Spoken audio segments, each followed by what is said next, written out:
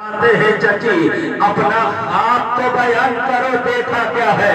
عرض کرتی ہے میرے آقا اتنا بھیانک خواب ہے کہ بیان کرنے کی ہمت نہیں پا رہی ہوں. پیغمبر فرماتے ہیں چچی خواب تو بیان کرو.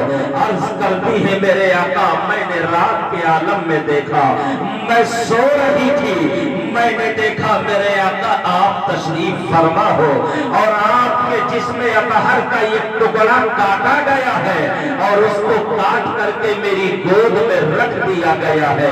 اے میرے پیغمبر میں اس لیے پریشان ہوں کہ نبی کے جسم کا ٹکڑا الگ کیا گیا ہے آپ کے جسم کا حصہ کاٹا گیا ہے. میرے آقا اس لیے بے قرار ہو. پیغمبر فرماتے ہیں چچی یہ خواب بے قرار کرنے کے لیے نہیں ہے ارے اس میں تو بشارت ہے اور خوشخبری ہے. سنو میری بیٹی فاطمہ کے گھر بیٹا پیدا ہونے والا ہے. وہ جب پیدا ہو جائے اور تیری گود میں آ جائے تو سمجھ لینا میرے دل کا ٹکڑا تیری گود میں آ گیا ہے میرے جسم کا ٹکڑا تیری گود میں آ گیا ہے.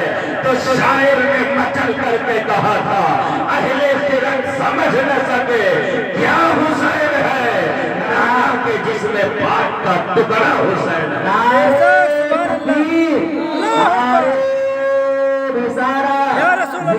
شہید اعظم فیضان امام حسین نعرہ تکبیر نعرہ رسالت. اور روایتوں میں آتا ہے جب آقا حسین پیدا ہوئے نا تو مصطفیٰ تشریف لائے اور حسین کو نبی کی گود میں زندہ باد ماشاءاللہ آقا نے سیدنا امام حسین کو اپنی گود میں لیا اور نبی نے اپنے مقدس لعاب دہن کو آقا حسین کے منہ میں ڈالا ہے تو حسین نے آنکھیں کھول دی. سبحان اللہ سبحان اللہ ماشاءاللہ. اور نبی نے آقا حسین کے کانوں میں اذان پڑھی ہے اور اذان پڑھتے پڑھتے نگاہوں میں نانا اور نواسے نے کیا بات کی یہ نہیں معلوم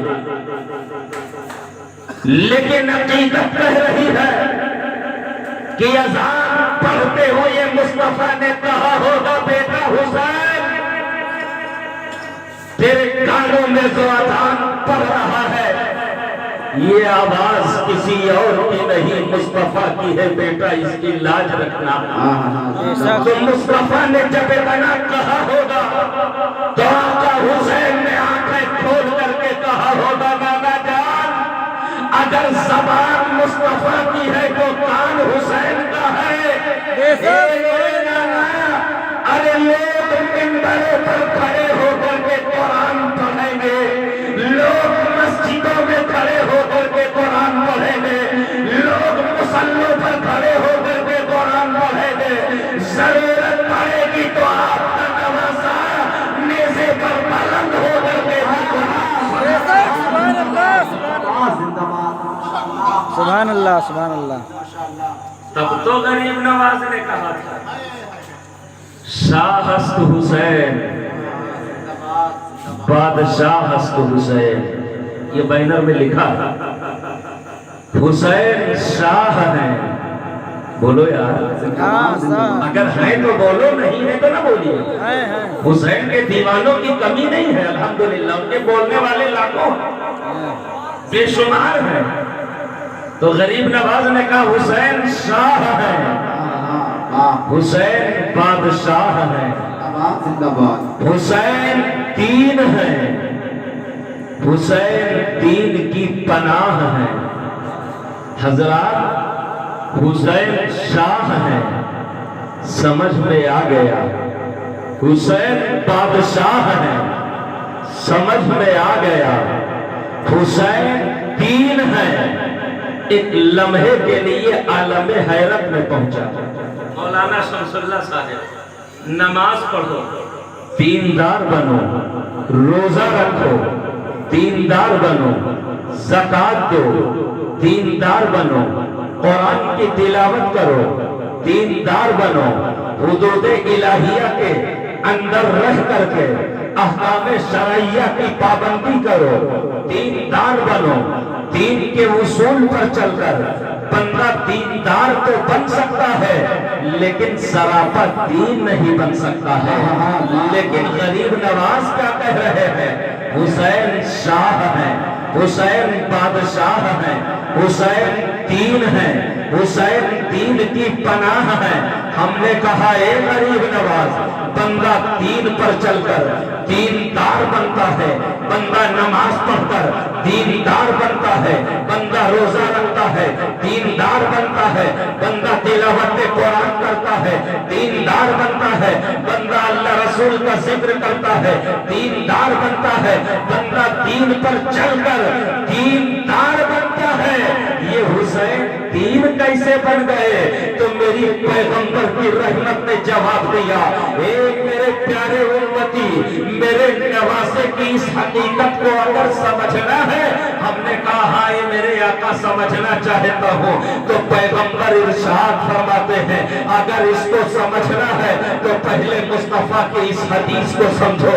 ہم نے کہا یا رسول اللہ کرم کیجئے، آقا ارشاد فرماتے ہیں الحسین منی وانا من الحسین، حسین مجھ سے ہے اور میں حسین سے ہوں۔ ہم نے کہا اے میرے آقا حسین آپ سے ہے، یہ بات سمجھ میں آ گئی، اس لیے کہ آپ حسین کے نانا ہیں، حسین آپ سے ہے، یہ بات سمجھ میں آ گئی، اس لیے کہ حسین آپ کے نواسے ہیں، حسین آپ سے ہے، اس لیے کہ حسین آپ کے بیٹے ہیں، حسین آپ سے ہے، اس لیے کہ حسین آپ کے نور نظر ہے، حسین آپ سے ہے، اس لیے کہ حسین آپ کے لگتے جگر ہیں، حسین آپ سے ہے، اس لیے کہ حسین آپ کی بیٹی کے بیٹے ہیں۔ اے میرے آقا حسین آپ سے ہے، یہ بات سمجھ میں آ رہی ہے، لیکن آپ حسین سے کیسے ہو؟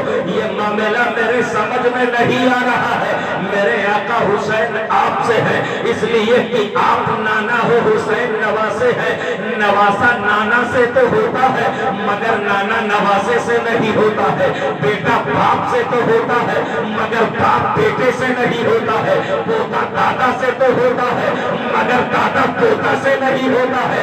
اے میرے آقا حسین آپ سے ہے، یہ بات تو سمجھ میں آ رہی ہے، لیکن آپ حسین سے کیسے ہو؟ یہ بات سمجھ سے باہر ہے۔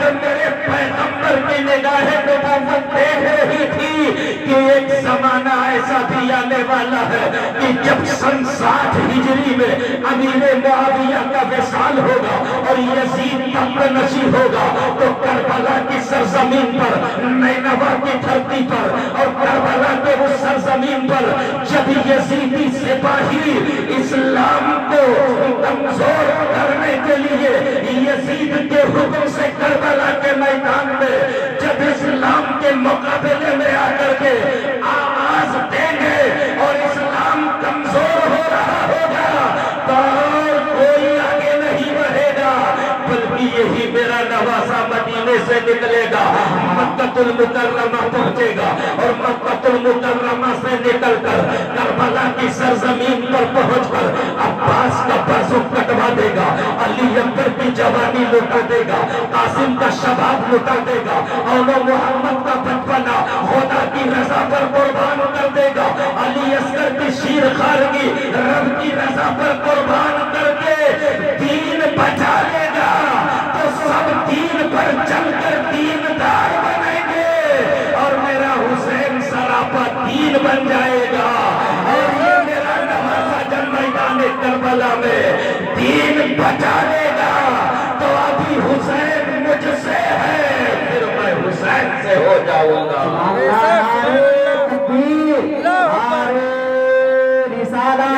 مقام حسین نعرہ تکبیر نعرہ رسالت۔ صاحب ایک بات بتاؤ، مولانا شمس اللہ صاحب نے یہ تو آپ کو بیدار کیا ہے، یہ میری تقریر نہیں ہے، میں نے آیت کچھ اور پڑھی ہے کہ رات کا حصہ کافی گزر چکا ہے، ہم لوگ تو اتنے عادی ہو گئے چلتے چلتے جی اگر مجمع بیٹھا تو ہم لوگوں کو نہ نیند آتی ہے نہ تھکاوٹ محسوس ہوتی ہے. کوئی دیکھا نہیں وہ عبداللہ صاحب جملہ کہہ رہے تھے اتنا درد ہے کہ بیان نہیں کر پا رہا. لیکن واہ رے میرے حسین کا کرم، جب نام لیا ہے تو درد کافور ہو گیا.